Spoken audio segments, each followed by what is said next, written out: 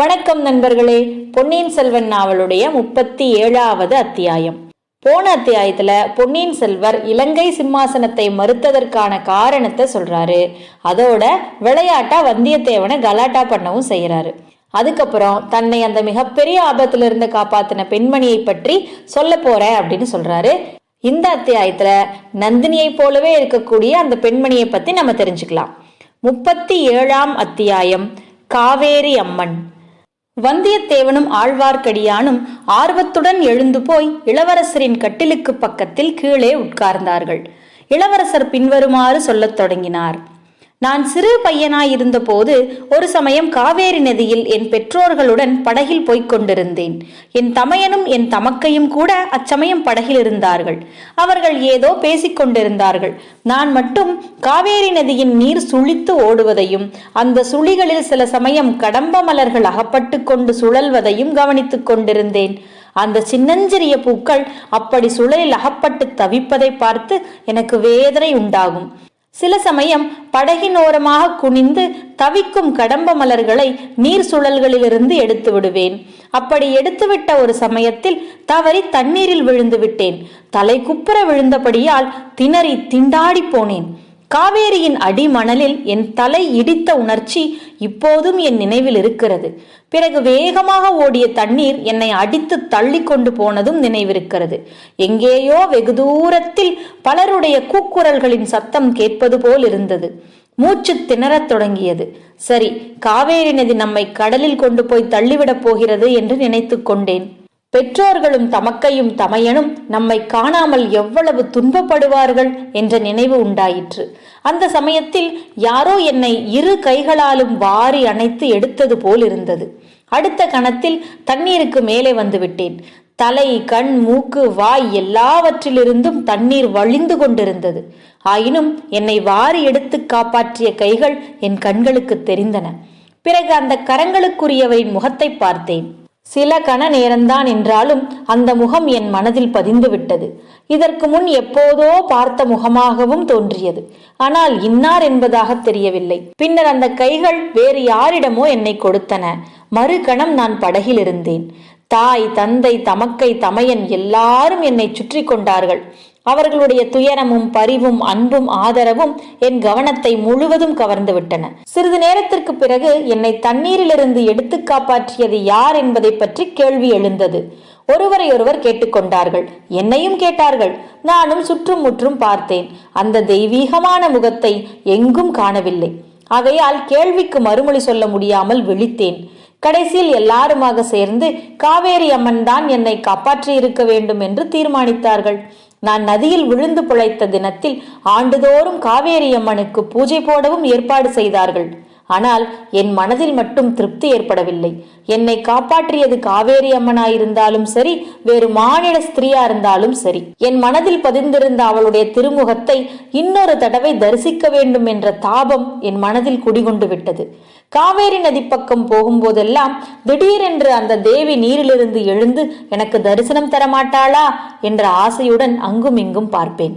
நாள் ஆக ஆக அவள் ஒரு மானிட ஸ்திரீயாகவே இருக்கலாம் என்ற எண்ணம் வலுப்பட்டது.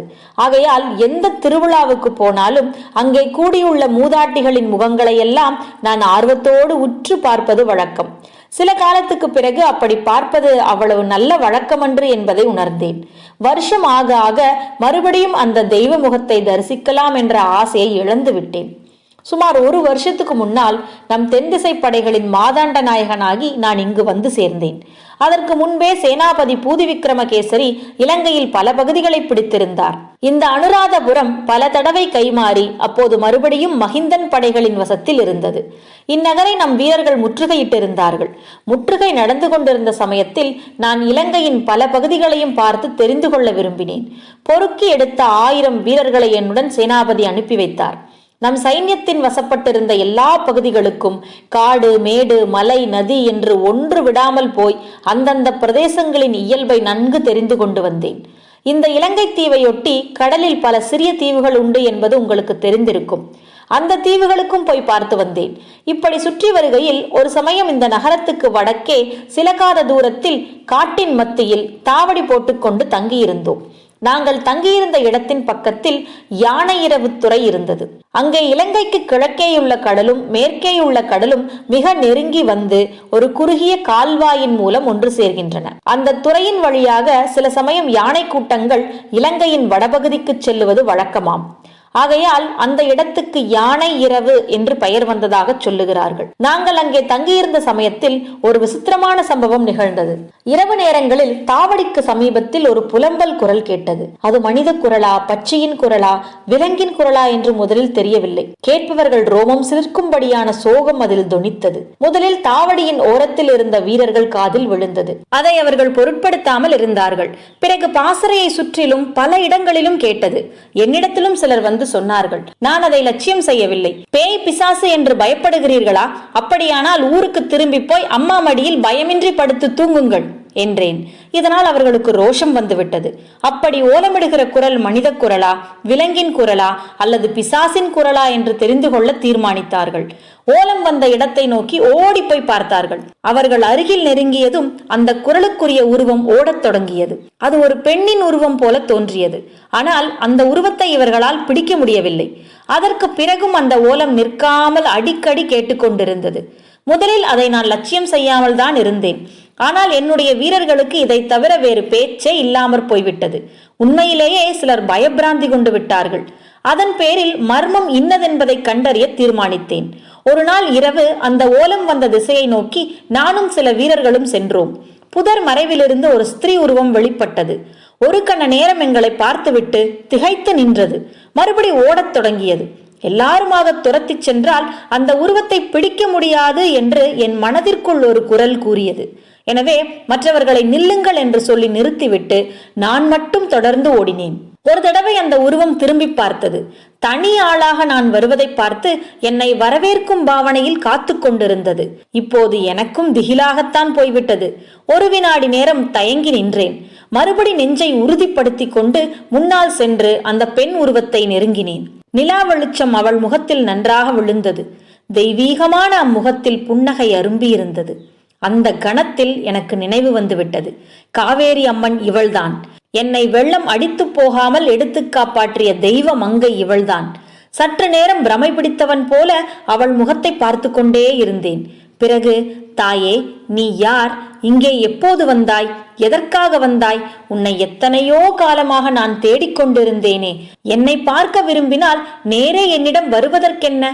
இந்த தாவடியை சுற்றி ஏன் வட்டமிடுகிறாய்? ஏன் புலம்புகிறாய் என்று அலறினேன். அந்த மாதரசி மறுமொழி சொல்லவில்லை. மீண்டும் மீண்டும் நான் கேட்டும் பயனில்லை. சிறிது நேரத்துக்கெல்லாம் அவளுடைய கண்களில் கண்ணீர் பெருகத் தொடங்கியது. அந்த கண்ணீர் என் நெஞ்சை பிளந்தது. அவள் ஏதோ சொல்ல முயன்றாள் என்று தோன்றியது. ஆனால் வார்த்தையொன்றும் வெளிவரவில்லை. உருத்தெரியாத சப்தம் ஏதோ அவள் தொண்டையிலிருந்து வந்தது. அப்போது சட்டென்று எனக்கு தெரிந்துவிட்டது அவள் பேசும் சக்தி இல்லாத ஊமை என்று. அப்போது நான் அடைந்த வேதனையைப் போல் என்றுமே அடைந்ததில்லை. இன்னது செய்வதென்று தெரியாமல் நான் செயலற்று நின்றேன். அந்த ஸ்திரீ சட்டென்று என்னை கட்டி தழுவி உச்சி மோந்தாள். அவள் கண்ணீர் துளிகள் என் தலையில் விழுந்தன. உடனே அடுத்த கணத்திலேயே என்னை விட்டுவிட்டு ஓடினாள். திரும்பி பார்க்கவும் இல்லை. நானும் அவளை தொடர்ந்து செல்ல முயலவில்லை. பாசறைக்கு சென்றதும் என்னை ஆவலோடு சூழ்ந்து கொண்ட வீரர்களிடம் அவள் பேயும் அல்ல, பிசாசும் அல்ல, சாதாரண ஸ்திரீதான்.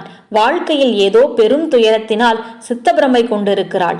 மறுபடி அவள் வந்தால் அவளை தொடர்ந்து போய் தொந்தரவு செய்யாதீர்கள் என்று கண்டிப்பாக கட்டளையிட்டேன்.